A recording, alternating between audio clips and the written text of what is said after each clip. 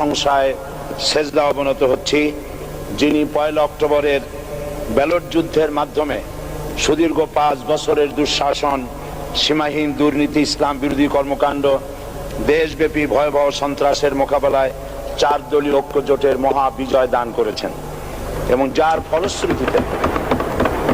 ফলশ্রুতিতে আজকে আমরা এই মহান সংসদে দাঁড়িয়ে কথা বলার সুযোগ লাভ করেছি।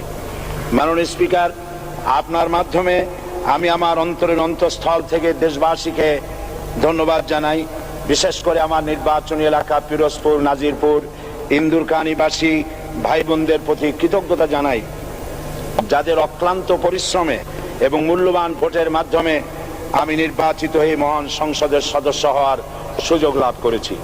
মাননীয় স্পিকার, বাংলাদেশের 13 কোটি মানুষকে যারা পরিচালনা করবেন, আজকে তারাই এই মহান সংসদে বসে আছেন।